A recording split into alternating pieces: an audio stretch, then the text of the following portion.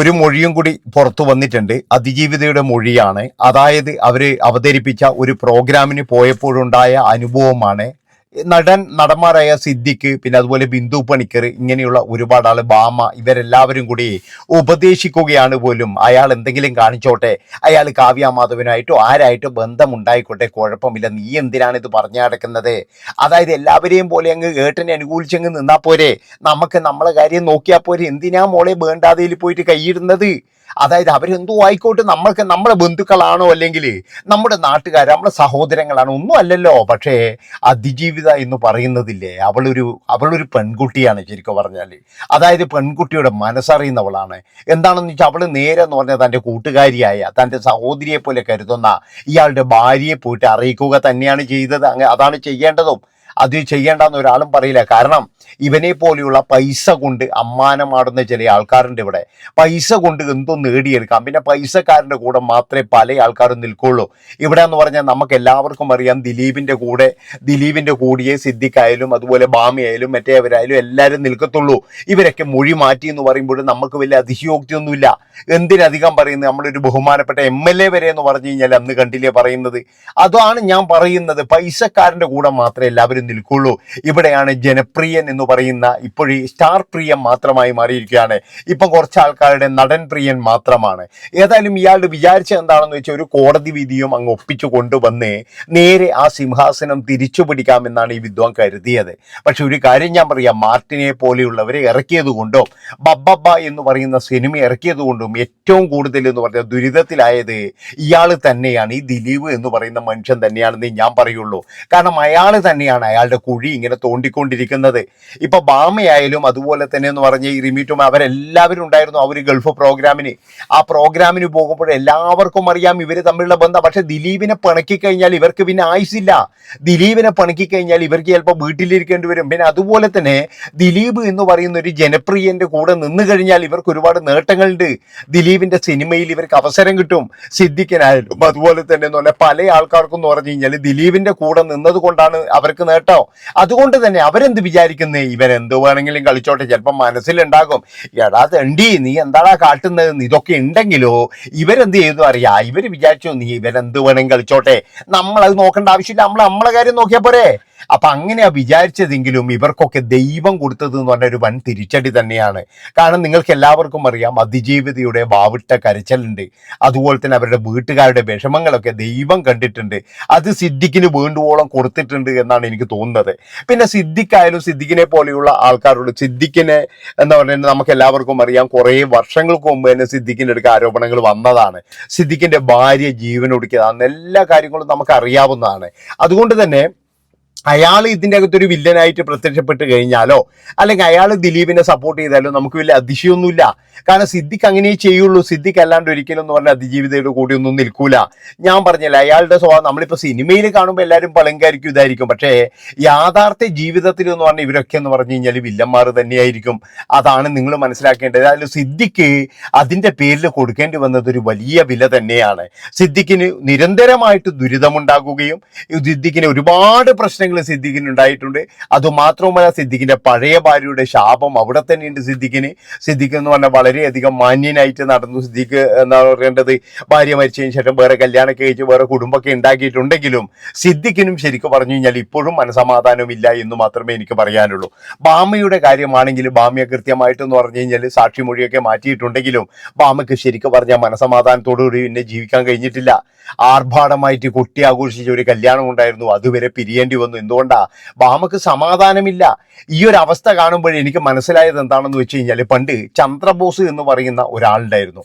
ആ ചന്ദ്രബോസിന്റെ ഈ പിന്നെ ശിക്ഷാവിധികൾ, അതായത് ആ ഒരു വിസ്താരം നടക്കുമ്പോഴേ ഒരാൾ മാത്രം, അതായത് എന്തോ സാഹചര്യത്തിൽ അയക്കെന്തോ ചില്ലറ കിട്ടിയിട്ടാണോ എന്നറിയില്ല, അയാൾ മൊഴി മാറ്റി പറഞ്ഞ് കൂറുമാറുകയാണ് ചെയ്തത്. ആ കൂറുമാറിയ അയാളെ വീട്ടിലെത്തിയിട്ട് വരവേറ്റത് അയാളെ ഭാര്യയും മക്കളും വളരെ ക്രൂരമായിട്ടാണ്. നിങ്ങൾ എന്തിനിങ്ങോട്ട് വരുന്നു? ആ ഒരു ചില്ലിക്കാശ് കൊണ്ട് എൻ്റെ മക്കൾക്ക് ഒരു മുട്ടായി വരെ വേണ്ട എന്ന് ഭാര്യ പറഞ്ഞു. അതായത് ചന്ദ്രബോസിന്റെ കൂടെ ജോലി ചെയ്ത ഒരാളാണ്. അയാളാണ് മൊഴി മാറ്റി എന്തോ പറഞ്ഞിരിക്കുന്നത്. അയാൾക്ക് എന്തോ ഒരു പൈസ കൊടുക്കാന്നോ ഇല്ലെങ്കിൽ ഭീഷണിന്നോ അങ്ങനെ എന്തെങ്കിലും ഭീഷണിപ്പെടുത്തിയാലും മതിയല്ലോ. അതായത് നിനക്ക് കാണിച്ചു തരാടാന്ന് പറഞ്ഞ് ഭീഷണിപ്പെടുത്തി കഴിഞ്ഞാൽ തന്നെ നമ്മൾ ഭയന്നു പോകും. അപ്പൊ അങ്ങനെ എന്തോ സാഹചര്യത്തിൽ അയാളത് പറയുകയും പിന്നീട് എന്ന് പറഞ്ഞാൽ അയാൾ മാറ്റി അത് പോയിട്ടായിരുന്നു. അതാണ് ആ ഒരു സംഭവമൊക്കെ നമ്മൾ പത്രങ്ങളിൽ വായിച്ചതാണ്. അപ്പൊ അങ്ങനെ ഈ പിന്നെ എന്താ പറയുക മൊഴി മാറ്റിയവർക്കൊക്കെ എന്ന് പറഞ്ഞു കഴിഞ്ഞാൽ മനസമാധാനം നഷ്ടപ്പെട്ടു, കുടുംബജീവിതം നഷ്ടപ്പെട്ടു. നിങ്ങൾ ആലോചിച്ച് നോക്കൂ, മൊഴി മാറ്റിയവർക്ക് എവിടെയെങ്കിലും സമാധാനം ഉണ്ടോ?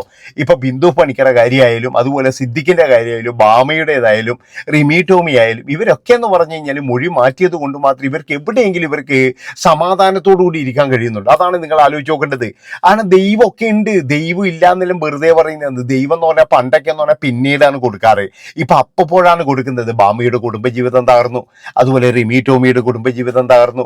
പിന്നെ എന്ന് പറഞ്ഞാൽ സിദ്ദിഖിനാണെങ്കിൽ തീരാ ദുഃഖത്തിലേക്ക് പോകേണ്ടി വന്നു. അതുപോലെ തന്നെ എന്ന് പറഞ്ഞു കഴിഞ്ഞാൽ ബിന്ദു പണിക്കറാണെങ്കിൽ രോഗങ്ങളും കാര്യങ്ങളും എല്ലാം അലട്ടിക്കൊണ്ടിരിക്കുന്നത്. ഇങ്ങനെ ഓരോ ദുരിതങ്ങളും എന്ന് പറഞ്ഞു കഴിഞ്ഞാൽ ദൈവം കൊടുത്തുകൊണ്ടേയിരുന്നു. അതെന്തുകൊണ്ടാണ്? ഞാൻ പറഞ്ഞല്ലോ, ഒരു സംഭവം ഒരാളെ കൊടുക്കാൻ വേണ്ടിയിട്ട് നമ്മൾ എത്ര പൈസ നമ്മൾ വാങ്ങിച്ചാവോ അല്ലെങ്കിൽ അവൻ്റെ പ്രീതിക്ക് അയാളുടെ പ്രീതിക്ക് വേണ്ടിയിട്ട് നമ്മളിത് മാറ്റണം എന്ന് വിചാരിച്ചാലോ ഒരു കാര്യം നിങ്ങൾ ആലോചിക്കുക, മനസ്സാക്ഷിൻ്റെ കോടതിയിൽ നമുക്ക് സമാധാനം ഉണ്ടാവില്ല. അതാണ് നിങ്ങൾ മനസ്സിലാക്കേണ്ടത്. നമുക്ക് നുണ പറയാം, താൽക്കാലികമായിട്ട് നമുക്ക് രക്ഷപ്പെടാം. നമ്മൾ ഒരു എന്തെങ്കിലും ചെയ്യുന്നത് കണ്ടു കഴിഞ്ഞാൽ ഞാൻ കണ്ടിട്ടില്ല എന്ന് വേണമെങ്കിൽ പറയാം. അതായത് ഈ ചെയ്തോൻ ചിലപ്പോൾ നമ്മൾ ബന്ധുവായിരിക്കാം, നമുക്ക് വേണ്ടപ്പെട്ടവനായിരിക്കാം. പക്ഷേ മനസ്സമാധാനം എന്ന് പറയുന്നത് അത് പിന്നെ ജീവിതത്തിൽ നമുക്ക് കിട്ടില്ല. അതാണ് ഇവിടെയുള്ള ചില നടന്മാർക്ക് സംഭവിച്ചത്. അവർക്ക് ശരിക്കും പറഞ്ഞു കഴിഞ്ഞാൽ കഴിച്ചിട്ട് ഇറക്കാനും വയ്യ, മധുരിച്ചിട്ട് തുപ്പാനും വയ്യ എന്നുള്ളതാണ്. ഇതിനിടയിൽ എന്ന് പറഞ്ഞാൽ പറയാതിരിക്കാൻ വയ്യ. മരിച്ചു പോയിട്ടുണ്ടെങ്കിലും KPC ലളിത എന്ന് പറയുന്ന ആ സ്ത്രീ പല സന്ദർഭങ്ങളിലും വന്നിട്ട് അവർ ദിലീപിനെ ഭയങ്കരമായിട്ട് വെളുപ്പിക്കുന്നത് കൊണ്ട്. അതിന്റെ കാരണം എന്താണെന്ന് വെച്ച് കഴിഞ്ഞാൽ വേറെ ഒന്നുമല്ല, ദിലീപ് മകളുടെ കല്യാണത്തിന് കുറച്ച് പൈസ കൊടുത്തിരുന്നു. അങ്ങനെ ദിലീപ് സഹായിച്ച പലരും എന്ന് പറഞ്ഞു കഴിഞ്ഞാൽ ദിലീപിന്റെ കൂടെ തന്നെയുണ്ട്. അപ്പൊ ദിലീപ് സഹായിക്കുന്നത് എന്തിനാണ്? ഇനി ഇങ്ങനെ എന്തെങ്കിലും ഒരു പ്രശ്നം വന്നു കഴിഞ്ഞാൽ എൻ്റെ കൂടെ നിൽക്കണം, അല്ലെങ്കിൽ വേറെ എന്തെങ്കിലും ഒരു പ്രശ്നം വന്നാൽ എൻ്റെ കൂടെ നിൽക്കണം, ഈ സംഘടന മൊത്തത്തിൽ വന്നു കഴിഞ്ഞാലും എൻ്റെ കൂടെ നിൽക്കണം എന്ന് വരുത്തി തീർക്കാൻ വേണ്ടിയിട്ട് ദിലീപ് എല്ലാവരെയും സഹായിച്ചു. 2020 എന്ന് പറയുന്ന ഒരു സിനിമ ദിലീപ് എടുത്തത് അമ്മാ സംഘടനയെ അങ്ങ് ഉണ്ടാക്കി കളയാനൊന്നും അല്ല, അവിടെ പേര് വരാൻ വേണ്ടിയിട്ട് തന്നെയാണ്. അവിടെ തനിക്ക് പേര് വരണം. മമ്മൂട്ടിയും മോഹൻലാലും സുരേഷ് ഗോപിയും അതുപോലെ മറ്റുള്ള പലരും നിന്നിട്ടും കൂടി അവിടെ ഒന്നും നടന്നിട്ടില്ല. ഈ ദിലീപ് വേണ്ടി വന്നു അവിടെ എന്തെങ്കിലും ചെയ്യാൻ എന്നുള്ള തരത്തിൽ ഒരു പേരിന് വേണ്ടിയിട്ട്. അതുപോലെ തന്നെ എന്ന് പറഞ്ഞാൽ അതിജീവിത ഇപ്പോഴും പറയുന്ന ഒരു കാര്യമുണ്ട്, എന്നെ ബസ്സിലിരുന്ന് ഭീഷണിപ്പെടുത്തി. ആ ഭീഷണിപ്പെടുത്തിയപ്പോൾ പിന്നെ എന്താ പറയുക, പല ആൾക്കാരും കേട്ടിട്ടുണ്ട് എന്നൊക്കെ പറയുന്നുണ്ട്. സ്വന്തം അമ്മയുടെ മുന്നിൽ നിന്ന് പോലും ഭീഷണിപ്പെടുത്തി എന്ന് പറയുന്നുണ്ട്. അങ്ങനെ ഭീഷണിപ്പെടുത്താതെ ഒരാൾ പോയിട്ട് വെറുതെ പറയാടോ ഭീഷണിപ്പെടുത്തിയെന്ന്? നിങ്ങളൊന്ന് പറ. ഇത്രയൊക്കെ പറയുന്ന ആൾക്ക് എന്താ നുണ പറയേണ്ട ആവശ്യമുണ്ടോ? ആ കുട്ടി അനുഭവിച്ചത് തന്നെയാണ് പറഞ്ഞത് എന്ന് കൃത്യമായിട്ട് നമുക്ക് എല്ലാവർക്കും അറിയാം. അതാണ് നിങ്ങൾ മനസ്സിലാക്കേണ്ടത്. അപ്പോൾ നമ്മളെ ചേട്ടൻ എന്ന് പറയുന്ന ആ ഒരു മനുഷ്യനുണ്ടല്ലോ, അയാൾ ശരിക്കും പറഞ്ഞു കഴിഞ്ഞാൽ അയാൾ എന്തൊക്കെ ചെറ്റത്തരങ്ങൾ ഇതിനു മുമ്പേ ചെയ്തിട്ടുണ്ടോ നിങ്ങൾ ആലോചിച്ച് നോക്ക്. അപ്പൊ പല നടന്മാരും പല സംവിധായകരും പല ആൾക്കാരും എത്രത്തോളം ആൾക്കാർ ഇദ്ദേഹം വഴിയാധാരമാക്കിയിട്ടുണ്ട് നിങ്ങളൊന്ന് ആലോചിച്ച് നോക്ക്. എല്ലാവരും എന്ന് പറഞ്ഞാൽ ഇദ്ദേഹത്തിന്റെ പണത്തിന്റെ മുന്നിലും അതുപോലെ തന്നെ ഇദ്ദേഹത്തിന്റെ ആ ഒരു എന്നാ പറയേണ്ടത് ആ ജനപ്രിയതയുടെ മുന്നിലും പിന്നെ എന്ന് പറഞ്ഞാൽ ഏത് പടം ഇറക്കി കഴിഞ്ഞാൽ ഒരു ചാൻസിന് വേണ്ടിയിട്ടും ഇയാളെ എല്ലാവരും അങ്ങ് തൊഴുതു. പക്ഷേ ഇയാളിൻ്റെ ഉള്ളിലുള്ള സംഭവം ആർക്കും തിരിച്ചറിയാൻ കഴിഞ്ഞിട്ടില്ല. തിരിച്ചറിഞ്ഞവരൊക്കെ എന്ന് പറഞ്ഞു കഴിഞ്ഞാൽ അത് മൂടി വെച്ചു, അതൊന്നും ഞങ്ങളെ ബാധിക്കുന്നൊരു വിഷയമല്ല എന്നുള്ള തരത്തിൽ ഇത്രയും അധംപതിച്ചു പോയോ നമ്മുടെ മലയാള സിനിമ എന്നാണ് എനിക്ക് ചോദിക്കാനുള്ളത്. മോഹൻലാലിനോട് പോലും ഞാൻ ചോദിക്കുകയാണ്, നാണവും മാനവും ഉളുപ്പും ഉണ്ടെങ്കിൽ ഇപ്പോൾ അത് പോയിട്ട് അഭിനയിക്കോ? ഒരിക്കലും ചെയ്യത്തില്ല. ഇയാൾക്കൊക്കെ എന്ത് നിലപാടാണുള്ളത്? അതാണ് എനിക്ക് ചോദിക്കാനുള്ളത്. അപ്പോൾ ഞാൻ പറഞ്ഞു വരുന്നത് എന്താണെന്ന് വെച്ച് കഴിഞ്ഞാൽ ഇവർക്കൊക്കെ ഈ നുണ പറഞ്ഞവർക്കൊക്കെ എന്ന് പറഞ്ഞാൽ ഉറക്കില്ലാത്ത രാത്രികളായിരുന്നു. ഇപ്പോഴും അവർ ഉറങ്ങാറില്ല. അതുപോലെ തന്നെ അവരുടെ രോഗങ്ങൾ പിന്നെ എന്ന് പറഞ്ഞാൽ തീരാ ദുഃഖങ്ങൾ ദുരിതങ്ങൾ ഇതൊക്കെ എന്ന് പറഞ്ഞു കഴിഞ്ഞാൽ ഇവരെല്ലാവരും അനുഭവിച്ചു കൊണ്ടിരിക്കുകയാണ്. ഇതൊക്കെ എന്ന് പറഞ്ഞു കഴിഞ്ഞാൽ ഈ കള്ളസാക്ഷി എന്ന് പറയുന്ന ഒരു സംഭവം പറഞ്ഞുകൊണ്ടാ. അതായത് കോടതിയിൽ കൂറുമാറി. എന്തിന് നമ്മളൊക്കെ നിരന്തരമായി കേട്ടതല്ലേ ഇത്. പിന്നെ എന്താണ് ബാമ കൂറുമാറി, അതുപോലെ തന്നെ എന്ന് പറഞ്ഞു കഴിഞ്ഞാൽ സിദ്ദിഖ് കൂറുമാറി, റിമി ടോമി കൂറുമാറി എന്നൊക്കെ പറഞ്ഞ് നമ്മൾ നിരന്തരമായി കേട്ടതാണ്. അപ്പൊ എന്തുകൊണ്ടാണ്? ഈ ഒരു സംഭവം കൊണ്ടാണ്. അതായത് ദിലീപിന്റെ ജനപ്രീതി, ദിലീപിന്റെ കൂടെ നിന്ന് കഴിഞ്ഞാൽ വല്ലതൊന്നാക്കാൻ കിട്ടും. ഈ പെണ്ണിന്റെ കൂടെ പോയി കഴിഞ്ഞാൽ എന്ത് കിട്ടും? അത് തന്നെയാണ് നമ്മളെ ലേഡി സൂപ്പർ സ്റ്റാറും ചെയ്തിരിക്കുന്നത്. അതിന്റെ കഥ ഞാൻ വേറെ പറയുന്നുണ്ട്. അപ്പോൾ ഇത്രയും പറഞ്ഞുകൊണ്ട് ഈ ഒരു വീഡിയോ ഇവിടെ വെച്ച് വൈൻഡപ്പ് ചെയ്യാണ്. എൻ്റെ പൊന്നു സഹോദരങ്ങളെ, അതായത് ആ പെൺകുട്ടിക്ക് ഇനിയും നീതി കിട്ടണം. നീതി കിട്ടുന്നത് വരെ നമുക്ക് പോരാടണം എന്ന് എനിക്ക് പറയാനുള്ളൂ. ഒരാൾക്ക് പോലും ഇനി ഒരു ഗതി ഉണ്ടാകരുത് എന്ന് മാത്രമാണ് എനിക്ക് പറയാനുള്ളത്. ഇത്രയും പറഞ്ഞുകൊണ്ട് നിർത്തുന്നു. നന്ദി, നമസ്കാരം.